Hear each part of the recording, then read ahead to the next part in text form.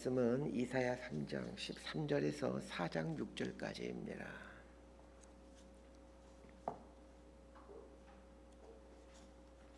이사야서 3장 13절에서 4장 6절까지 말씀 번갈아 가면서 읽습니다. 제가 먼저 읽겠습니다. 여호와께서 변론하러 일어나시며 백성들을 심판하려고 서시도다. 여호와께서 자기 백성의 장로들과 고관들을 심문하러 오시리니 포도원을 삼킨 자는 너희이며 가난한 자에게서 탈취한 물건이 너희의 집에 있도다. 어찌하여 너희가 내 백성을 짓밟으며 가난한 자의 얼굴에 맷돌질하느냐. 주 만군의 여호와 내가 말하였느니라 하시도다. 여호와께서 또 말씀하시되 시온의 딸들이 교만하여 느린 목 정을 통하는 눈으로 다니며 아기작거리어 걸으며 발로는 쟁쟁한 소리를 낸다 하시도다. 그러므로 주께서 시온의 딸들의 정수리에 딱지가 생기게 하시며 여호와께서 그들의 하체가 드러나게 하시리라. 주께서 그날에 그들이 장식한 발목고리와 머리에 망사와 반달 장식과 귀고리와 팔목고리와 얼굴 가리개와 화관과 발목 사슬과 띠의 향압과 호심부와 반지와 코고리와 예복과 겉옷과 목도리와 손주머니와 손거울과 세마포 옷과 머리 수건과 노후를 제하시리니 그때 썩은 냄새가 향기를 대신하고 노끈이 띠를 대신하고 대머리가 숱한 머리털을 대신하고 굵은 배옷이 화려한 옷을 대신하고 수치스러운 흔적이 아름다움을 대신할 것이며 너희의 장정은 칼에 너희의 용사는 전란에 망할 것이며 그 성문은 슬퍼하며 곡할 것이요 시온은 황폐하여 땅에 앉으리라. 그날에 7 여자가 한 남자를 붙잡고 말하기를 우리가 우리 떡을 먹으며 우리 옷을 입으리니 다만 당신의 이름으로 우리를 부르게 하여 우리가 수치를 면하게 하라 하리라. 그날에 여호와의 싹이 아름답고 영화로울 것이요 그 땅의 소사는 이스라엘의 피난한 자를 위하여 영화롭고 아름다울 것이며 시온에 남아있는 자 예루살렘에 머물러 있는 자 곧 예루살렘 안에 생존한 자 중 기록된 모든 사람은 거룩하다 칭함을 얻으리니 이는 주께서 심판하시는 영과 소멸하는 영으로 시온의 딸들의 더러움을 씻기시며 예루살렘의 피를 그 중에서 청결하게 하실 때가 됨이라. 6절까지 함께 있습니다. 여호와께서 거하시는 온 시온 산과 모든 지폐 위에 낮이면 구름과 연기 밤이면 화염의 빛을 만드시고 그 모든 영광 위에 덮개를 두시며 또 초막이 있어서 낮에는 더위를 피하는 그늘 지으며 또 풍을 피하여 숨는 곳이 되리라. 아멘. 이사야서 3장 전반부에는 이스라엘에 대한 심판 선언이 나옵니다. 이사야서 3장 전반부에 나오는 내용이 예루살렘을 멸망하고 유다는 엎드러진다라는 내용이 나옵니다. 오늘 본문은 이스라엘이 심판받게 되는 구체적인 이유에 대한 설명입니다. 심판받게 되는 이 구체적인 이유들을 보면서 오늘 나의 삶에는 이러한 모습들은 없는가를 보셨으면 합니다. 그리고 오늘 본문에 나오는 모습들이 내 삶에 있다면 용기를 내어서 결단해야 합니다. 성경은 우리에게 주신 목적 중에 하나가 바로 이런 이유 때문입니다. 자, 이사야 3장 13절에서 15절까지 말씀 함께 봅니다. 시작. 여호와께서 변론하여 일어나시며 백성들을 심판하려고 서시도다. 여호와께서 자기 백성의 장로들과 고관들을 심문하러 오시리니 포도원을 삼킨 자는 너희이며 가난한 자에게서 탈취한 물건이 너희의 집에 있도다. 어찌하여 너희가 내 백성을 짓밟으며 가난한 자의 얼굴에 맷돌질하느냐. 주 만군의 여호와 내가 말하였느니라 하시도다. 예루살렘이 멸망하고 이스라엘이 엎드러지는 심판을 받게 되는 첫 번째 이유는 지도자들의 악행 때문입니다. 14절을 보면 여호와께서 자기 백성의 장로들과 고관들을 심문하러 오시리니 이렇게 말하고 있죠. 백성의 장로들과 고관들이란 이스라엘의 지도자들을 말합니다. 그런데 이스라엘의 장로들과 고관들이 저지른 죄가 구체적으로 무엇입니까? 포도원을 삼킨 것과 가난한 자들을 탈취한 것입니다. 달리 말하면 가난한 사람들의 것을 빼앗은 것과 관련하여 하나님은 심판하시겠다라고 말씀하십니다. 지도자들의 부패가 이스라엘의 심판받게 된 결정적인 이유임을 말해주고 있습니다. 우리에게 주어진 과제는 이 이스라엘의 지도자들을 어떻게 해석하고 적용해야 하는가입니다. 사실 설교를 듣는 저와 여러분 중에 우리나라의 지도자급에 속하는 분들은 거의 없죠. 혹시 여러분 중 무슨 장관이신 분 계십니까? 총리 이러신 분 계시지 않을 겁니다. 그래서 문자적으로 보면 오늘 본문은 사실 우리와는 크게 상관이 없는 것처럼 보여집니다. 그러나 조금 다르게 보아야 합니다. 이스라엘의 나라는 오늘날로 치면 교회 공동체라고 할 수 있습니다. 구약에 등장하는 이스라엘을 보면 이 교회 공동체의 모습을 갖고 있지 일반적인 국가 공동체의 모습은 그렇게 많이 없습니다. 이스라엘은 지도자들에게 하나님을 경외하고 하나님 말씀에 따라 살 걸 요구하고 있습니다. 이 세상에 있는 나라 중에 지도자들에게 하나님을 경외하고 하나님 말씀에 따라 살아라 이렇게 요구하는 나라는 한 나라도 없습니다. 그런 면에서 이스라엘은 이 국가의 성격보다는 교회 공동체에 가까운 성격을 갖고 있습니다. 겉으로 보면 국가이지만 사실 실제적으로는 교회 공동체입니다. 이스라엘의 출발점이 출애굽인데 출애굽으로 하면서 하나님으로부터 직접 받은 계명이 십계명입니다. 십계명을 잘 보시길 바랍니다. 그 이스라엘 백성, 이스라엘 나라에게 준 계명인데 십계명이 교회에서나 지켜야 될 법이지 국가가 지켜야 될 법은 일반적인 국가가 지켜야 될 법은 아닙니다. 자, 예를 들면 십계명의 1계명 여호와 외에 다른 신을 두지 말라인데 만약 우리나라의 헌법 1조 1항이 하나님 외에 다른 신을 두어서는 안 된다라고 한다면 그건 납득할 수 없습니다. 어느 나라의 법에 안식일을 거룩히 지켜 뭐 이런 법이 어디 있겠습니까? 하나님의 이름을 망령되이 일컫지 말아라. 국가에 이런 법을 있는 나라는 하나도 없습니다. 그래서 구약 성경을 이해할 때 이 구약의 이스라엘은 교회 공동체이다라는 생각을 갖고 보셔야 합니다. 자, 이런 눈으로 보게 되면 오늘 본문에 나오는 이스라엘 백성들의 장로와 고관들을 이 교회의 지도자로 해석하는 게 더 적절합니다. 그렇다면 오늘 본문은 13절에서 13절에 나오는 이야기가 나와 상관없는 이야기가 아니라 나와 밀접한 연관을 맺고 있는 이야기라는 것을 알게 됩니다. 왜냐하면 우리들 상당 부분은 교회 중직자들이거나 아니면 중직자가 될 가능성이 높은 사람들이기 때문입니다. 이스라엘 백성들의 장로들과 고관들은 백성들을 섬김으로 바른 길로 인도해야 될 책임이 있는데 오히려 백성들을 약탈하여 자신의 배를 채우는 삶을 살았습니다. 이스라엘 지도자들의 죄는 오늘날 교회 공동체 안에서 모양과 형태가 조금 다르게 나타날 뿐입니다. 교회 지도자들인 교회 중직자들은 믿음이 연약한 성도들을 섬김으로 그들이 바르게 하나님을 섬기도록 도와주는 삶을 살아야 합니다.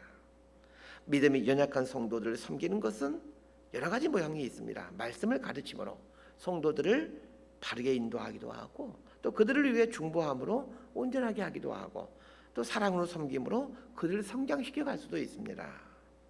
이러한 모습으로 성도들을 섬기는 것이 당연한 일인데 오히려 교회 지도자들이 성도들로 하여금 그 눈살을 찌푸리게 한다면 거기서 그치질 않고 자신의 목소리를 내고 자신의 이익을 우선시하고 교회 공동체를 자신의 놀이터로 활용하고 있다면 오늘 본문에 등장하는 이스라엘 장로들과 고관들과 그 무슨 차이가 있겠습니까? 여러분 지금까지 오랫동안 다 신앙생활을 오랫동안 하신 분들일 겁니다. 하시면서 보았죠. 교회 중직자들이나 뭐 심지어는 목사님들 중에서 눈살 찌푸리게 하고 왜 저렇게 어떻게 살 수 있을까? 이렇게 생각하시는 분들 적지 않게 보았을 겁니다. 지도자를 세우신 목적은 교회를 섬기기 위함이고 성도들을 섬기기 위함인데 이 목적을 등한시한다면 나 역시 오늘 본문에 나오는 장로들과 고관들과 다를 바가 없음을 깨달아야 합니다. 두 번째로 언급하고 있는 사람들은 가진 자들입니다. 자, 우리 3장 16절에서 우리 4장 1절까지 조금 길지만 보도록 합니다. 3장 16절에서 4장 1절까지 함께 읽습니다. 시작. 여호와께서 또 말씀하시되 시온의 딸들이 교만하여 느린 목 정을 통하는 눈으로 다니며 아기작거려 걸으며 발로는 쟁쟁한 수를 낸다 하시도다. 그러므로 주께서 시온의 딸들의 정수리에 딱지가 생기게 하시며 여호와께서 그들의 하체가 드러나게 하시리라. 주께서 그날에 그들이 장식한 발목걸이와 머리에 망사와 반달 장식과 귀고리와 팔목고리와 얼굴 가리개와 화관과 발목 사슬과 띠와 향압과 호신부와 반지와 큰 고리와 예복과 겉옷과 목도리와 손주머니와 손거울과 세마포옷과 머리수건과 너울을 제하시리니 그때 썩은 냄새가 향기를 대신하고 노끈이 띠를 대신하고 대머리가 숱한 머리털을 대신하고 굵은 베옷이 화려한 옷을 대신하고 수치스러운 흔적이 아름다움을 대신할 것이며 너희의 장정은 칼에 너희의 용사는 전란에 망할 것이며 그 성문은 슬퍼하며 곡할 것이요 시온은 황폐하여 땅에 안절이라. 그날에 7 여자가 한 남자를 붙잡고 말하기를 우리가 우리 떡을 먹으며 우리 옷을 입으리니 다만 당신의 이름으로 우리를 부르게 하여 우리가 수치를 면하게 하라 하리라. 16절에 보면 시온의 딸들이 나오죠. 시온의 딸들이 어떤 사람들인지를 알 수 있는 표현들이 18절에서 23절에 나오는 장식한 발목고리, 머리에 망사, 반달 장식, 귀고리, 팔목고리, 얼굴 가리개, 화관, 발목 사슬, 향압, 호신부, 반지, 코고리, 예복, 겉옷, 목도리, 손주머니, 손거울, 세마포옷, 머리수건, 너울과 같은 단어들입니다. 한눈에 보더라도 이게 부유한 사람들이 사용하는 물건들임을 알 수 있습니다. 부유함은 하나님이 주신 복입니다. 그런데 하나님이 주신 복은 반드시 사명과 연결되어 있습니다. 그래서 우리 그리스도인들은 복은 사명이다라는 생각을 갖고 있어야 합니다. 무슨 말이냐면 물질의 복을 받은 사람은 자기에게 주어진 물질이 사명이다라는 생각을 갖고 있어야 합니다. 지식의 복을 받은 사람은 자기에게 주어진 지식이 사명이다라는 생각을 갖고 있어야 합니다.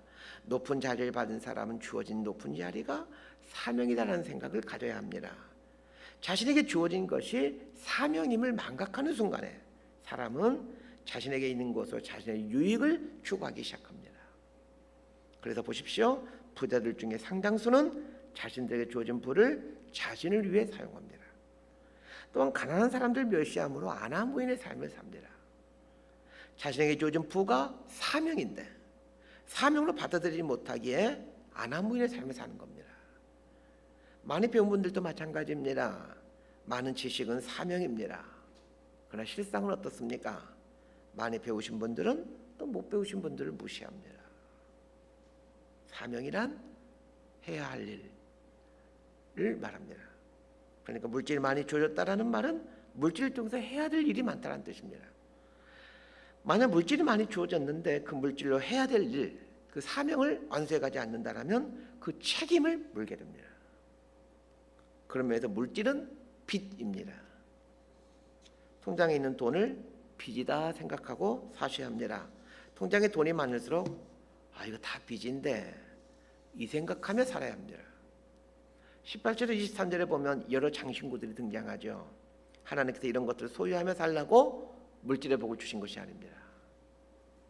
가진 자의 부인들이 주어진 물질의 풍요로움을 사명으로 알지 못하고 사치하는 데 사용하자 하나님께서 어떤 심판을 내리시겠다고 하는지를 보시길 바랍니다. 25절에 보면 너희의 장정은 칼에 너희의 용사는 전란에 망할 것이며 이렇게 말하고 있습니다. 자, 남편과 아들들이 전쟁에 나가 죽게 된다는 겁니다. 남편과 아들은 이 여인들로 하여금 부를 누리며 살게 해주는 원천입니다. 남편과 아들이 돈을 벌어서 이 부유한 삶을 살게 된 것이죠.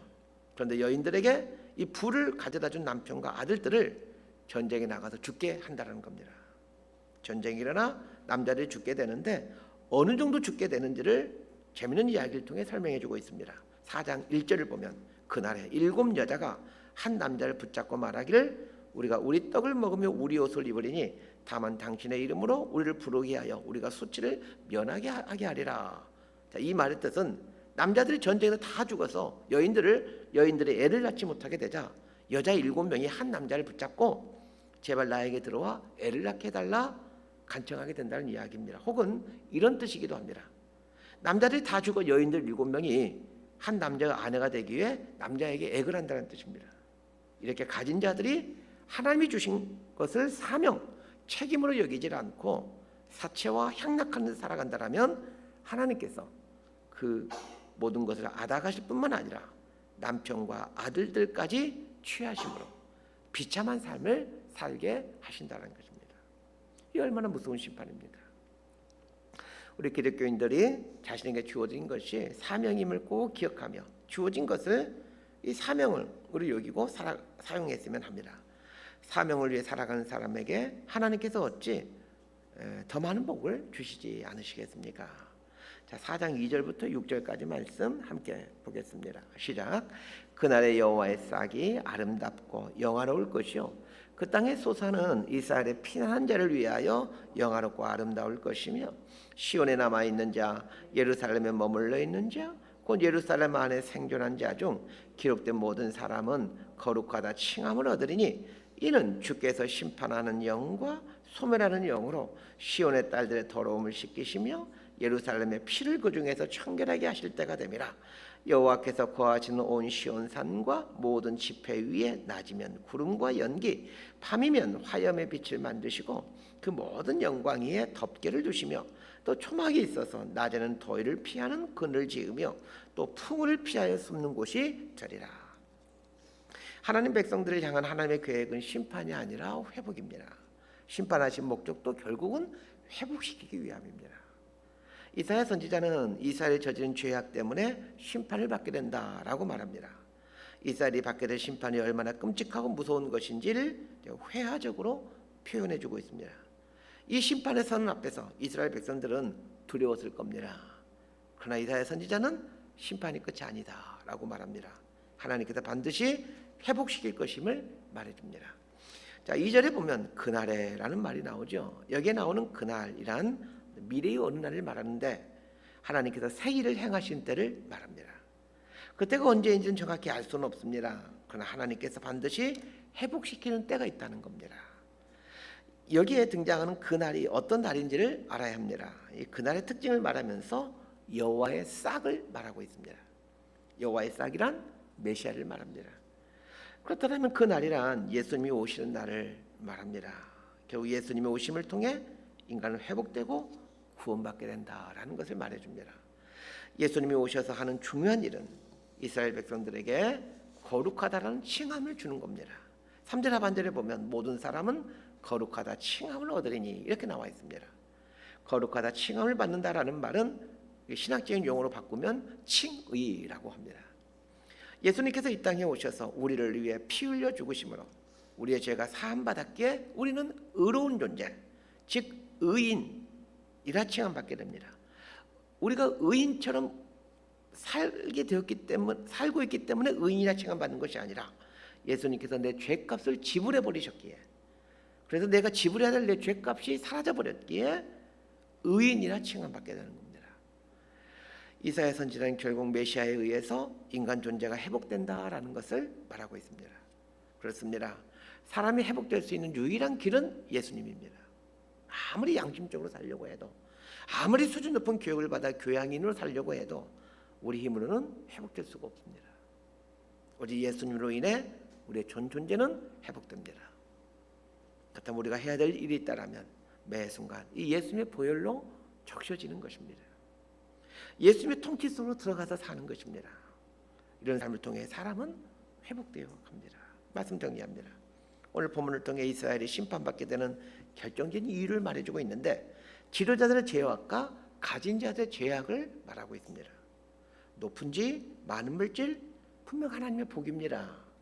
그러나 그것은 사명이고 책임입니다. 높은 자리를 주고 많은 물질을 주신 것은 섬기도록 하기 위함입니다. 우리에게 주어진 복을 본래 목적대로 하나님을 섬기고 사람들을 섬기는데 사용하며 산다면 어제 하나님께서 계속해서 그 좋은 것들을 주시지 않으시겠습니까? 이 복이라고 생각되는 것들을 잘 한번 생각해 보시기 바랍니다. 내가 노력해서 얻은 것들은 거의 없습니다. 그냥 주어진 것들입니다. 하나님께서 이 좋은 나라를 주셔서 이렇게 복된 삶을 살고 있고 또 좋은 부모 만나 이렇게 교육받으며 살고 있는 겁니다. 어느 것 하나 내 노력으로 얻은 것이 없습니다. 전 저에게 많은 복들이 주어지길 소망합니다. 그리고 여러분들에게 이런 좋은 것들이 주어지길 소망합니다. 그러나 진짜로 또 소망하는 것은 주신 것의 본래의 목적을 알아 본래의 목적대로 사용하며 사는 것입니다. 그래야 하나님의 계속되는 은총을 누리며 사는 것입니다. 이런 복을 누리며 살아가는 저와 여러분이 되기를 진심으로 소망하고 축복합니다. 기도하겠습니다. 하나님 아버지, 저희를 너무 사랑하셔서 좋은 것들을 주시고자 하시는 하나님의 마음을 압니다. 그럼 우리가 미련하고 악해서 하나님이 주신 것들을 나의 유익과 만족과 쾌락을 위해 사용할 때가 많습니다. 심지어는 다른 사람들에게 눈물을 흘리게 하기도 하고 내가 가지고 있는 것으로 다른 사람들의 눈살을 찌푸리게 할 때도 있습니다. 하나님이 주신 것들은 반드시 하나님 앞에서 계산해야 될 날이 온다는 것을 알고 하나님이 주신 것의 본래 의미를 알아 본래 목적대로 사용하며 살아가는 저희를 내게 하여 주옵소서. 예수님 이름으로 기도드리옵나이다.